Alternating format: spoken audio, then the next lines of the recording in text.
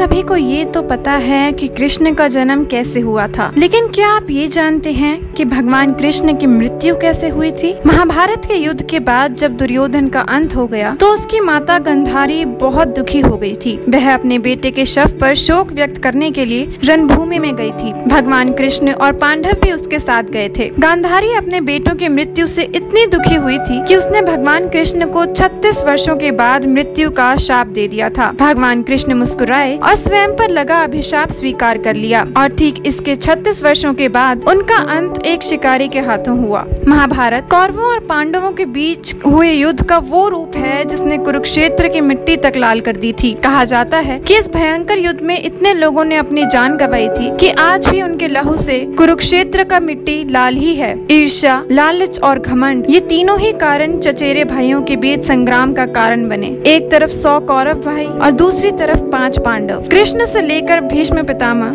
द्रोण, शिखंडी आदि सब बड़े बड़े धुरंधरों ने इस युद्ध में भाग लिया था। महर्षि वेद व्यास ने महाभारत की कहानी को 18 खंडों में संकलित किया था। कुरुक्षेत्र का युद्ध इस ग्रंथ का सबसे बड़ा भाग है, लेकिन युद्ध के पश्चात भी बहुत कुछ ऐसा रह गया जिसके विषय में जानना बहुत जरूरी है, जिनमें श्री कृष्ण की मृत्यु और द्वारका की नदी में समा जाने वाली घटना अत्यंत महत्वपूर्ण है। मौसल पर्व 18 पर्वों में से एक है जो 8 अध्यायों के संकलन है। इस पर्व में श्री कृष्ण के मानव रूप को छोड़ना और उनकी मृत्यु के पश्चात उनकी नगरी द्वारका के साथ घटी घटना का वर्णन है। आइए जानते हैं कि क्या छिपा है मौसल पर्व की कहानी के भीतर। यह घटना कुरुक्षेत्र के युद्ध के 35 साल बाद की है। कृष्ण की द्वारका नगरी बहुत शांत है और खुशहाल थी, जहाँ युवाओं के भीतर चंचलता बड़ी ही सामान्य थी और वे सभी भोग विलास में लिप्त रहते थे। एक बार कृष्ण के पुत्र साम को एक शरारत सूझी। स्त्री का वेश लेकर वे अपने दोस्तों के साथ ऋषि विश्वामित्र, दुर्वासा, वशिष्ठ और नारद से मिलने गया। वे सभी श्री कृष्ण के साथ औपचारिक बैठक में शामिल होने के लिए द्वारका आए थे। स्त्री के वेश में शाम ने ऋषियों से कहा कि वो गर्भवती है। वे उसे ये बताएं कि उसके गर्भ में बच्चे का लिंग क्या है। उनमें से एक ऋषि ने इस खेल को समझ लिया और क्रोधित होकर शाम को शाप दे दिया कि वह लोहे के तीर को जन्म देगा, जिससे उसके कुल और साम्राज्य का विनाश होगा। शाम ने सारी घटना उग्रसेन को बताई। उग्रसेन ने शाम से कहा कि वे तांबे के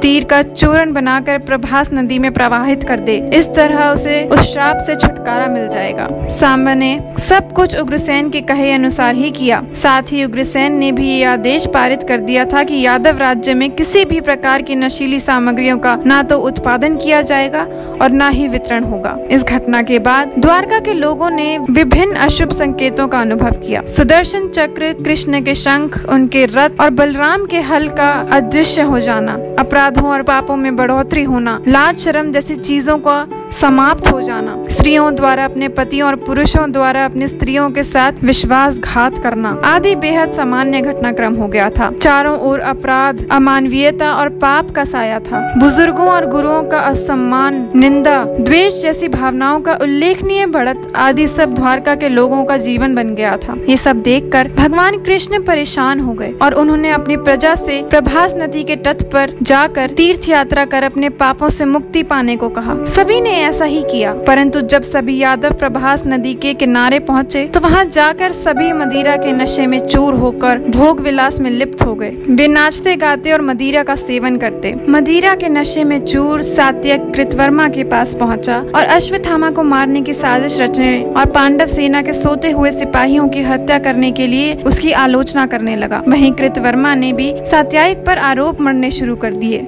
बहस बढ़ती गई और इसी दौरान सात्विक के हाथ से कृतवर्मा की हत्या हो गई। कृतवर्मा की हत्या के अपराध में अन्य यादवों ने मिलकर सात्विक को मौत के घाट उतार दिया। जब कृष्ण को इस बात का पता चला तो वे वहाँ प्रकट हुए और एर का घास को हाथ में उठा लिया। ये घास एक क्षण में परिवर्तित हो गई, जिससे श्री कृष्ण ने दोषियों को सजा दी। मदिरा के नशे में चूर सभी ने घास को अपने हाथ में उठा लिया और सभी के हाथ में मौजूद वो घास लोहे की छड़ बन गई, जिससे सभी लोग आपस में ही भिड़ गए और एक दूसरे को मारने लगे। प्रभु दारुक और कृष्ण के अलावा अन्य सभी लोग मारे गए। बलराम इस उपद्रव का हिस्सा नहीं थे, इसलिए वो भी बच गए। कुछ समय बाद प्रभु और बलराम की भी मृत्यु हो गई, जिसके बाद कृष्ण ने दारुक को पांडवों के पास भेजा और कहा कि अर्जुन को सारी घटना बताकर उससे मदद लेकर आए। दारुक इंद्रप्रस्थ की ओर रवाना हो गया और पीछे से ही श्री कृष्ण ने अपना देह त्याग दिया। कृष्ण की मृत्यु की घटना प्रभास नदी से ही जुड़ी है, जिसमें लोहे की छड़ का चूर्ण बहाया गया था। लोहे की छड़ का चूर्ण एक मछली ने निगल लिया और वह उसके पेट में जाकर धातु का एक टुकड़ा बन गया। जीरो नामक शिकारी ने उस मछली को पकड़ा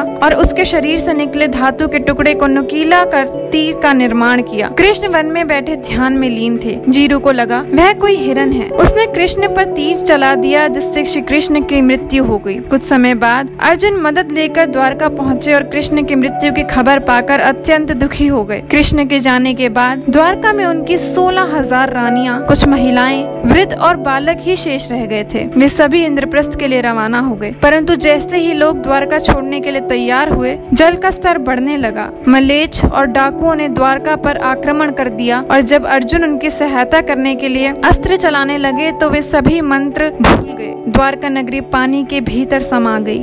अर्जुन, श्री कृष्ण की कुछ रानियां और शेष प्रजा को लेकर इंद्रप्रस्थ आ गई और वापस आकर सारी घटना युधिष्ठिर को बताई। भगवान कृष्ण का पूरा यादव वंश धीरे धीरे समाप्त हो गया और द्वारिका समुद्र में डूब गई और जहाँ वह अभी भी है।